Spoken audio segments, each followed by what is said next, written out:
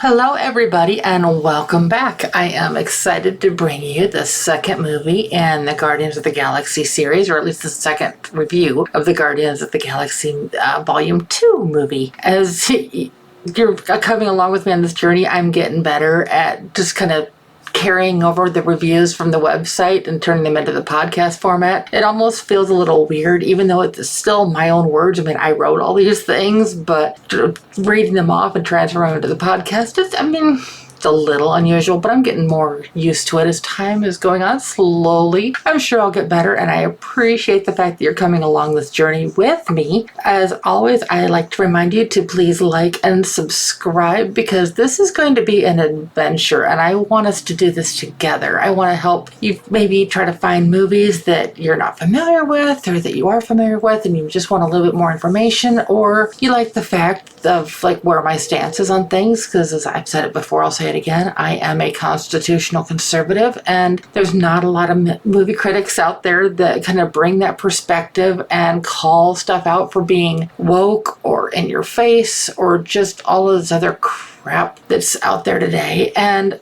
in this one, it's like you're not going to hear me mention a whole lot of that, but it's important that I bring that up because surprisingly in Guardians of the Galaxy 3, it kind of doesn't go full woke or anything like that, but some of the subjects, I just want people to be prepared that there is going to be some content in the next one that is going to be concerning. Still, Volume 2, it touches on some things that it's going to be a touchy subject for some viewers, but for others, not so much. It's more of, instead of like the whole story being about the whole team, kind of like the first one was, this one's more focused on Star-Lord and his family. It's like we still see things going on with the other characters, but this one is more towards Star-Lord finding some information about himself and his past and how that's going to shape his future and the future of the team. But before I go into too many more details on that, I want to read you the original review. Like I said, this review is currently on MovieDeputy.com. Once it switches to the podcast format, which is what this program is, these reviews will eventually disappear off MovieDeputy.com as we are switching to a podcast-only format. I am both nervous and excited to do this, but like I said, it's going to be an adventure. The review that I did for Guardians of the Galaxy Volume 2 is, the Star-Lord has gone through many things in his life. One thing has remained constant: his search for a missing piece of himself. This adventure delivers on just that and more. The Guardians of the Galaxy do all that they can to help others and help themselves in the process. A few speed bumps along the way create some issues for the Guardians. When Peter, the Star-Lord, finds something from his past, it will not only put his future at risk, but it will put all of the Guardians at risk as well. Will they stand beside him, or will this push them to the breaking point?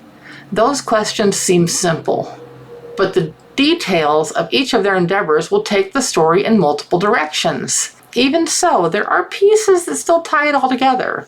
This is quite a bit different from Volume 1, and even so, it delivers on the laughs throughout. The one-liners, the sarcasm, the hijinks of this ragtag crew will keep you entertained. Mix in a bit of heart along the way, and you get a story that leaves you entertained and wanting more at the same time. Make sure and stay through the credits, as there are 5 bonus scenes to entice you even further. This one may not be for everyone, but for those who enjoyed Volume 1 as well as sci-fi fans, they will find much to enjoy.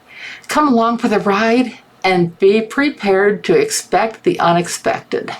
Now, like I said, it's a bit different from Volume 1 and kind of just how the whole thing plays out, because it's not necessarily a unified theory, whereas like the first one, pretty much it would be entertaining for anybody to watch. This one is like you really need to be into sci-fi and the whole Marvel Cinematic Universe to really understand a lot of the references that come along in this. So on this one, I did give it a 6.25 out of 10 on the Deputy scale. And again, I gave it a rating of innocent, on the whole innocent versus guilty rating, which means safe for 12 and below. Now, again, there is some language in this one, but I don't know if it's enough to necessarily give it a guilty rating on that so much. It is rated PG-13, but I sometimes think that rating isn't necessarily the most accurate. I mean, I've seen movies that are PG that should have been R, and I've seen R movies that should have been PG. So I don't necessarily trust the MPAA rating scale. I mean, no offense to the people that do and the people that want to follow it. That's just my opinion on it. But yeah, this one is just,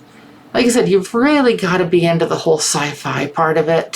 So if you had your hopes like really up high off the first one, and you're hoping to kind of have that same, oh, everybody will love this type thing with the second one, maybe not so much, but there is a lot in this one to get you excited. And I just can't wait to bring you more information about like where the stories are going from here. Like I mentioned, the 5 bonus scenes that are in the credits, they really kind of hint to not only where Volume 3 will be, but even beyond that. So I'm really kind of excited to see what Marvel is going to do with this one and where they go from there. But again, I want to thank you for coming along with me on this journey. Again, please like and subscribe for the latest and greatest movie DVD content. Sorry, I'm in a goofy mood today. But I wanted to bring this to you, and I hope you enjoyed it. Until next time, bye!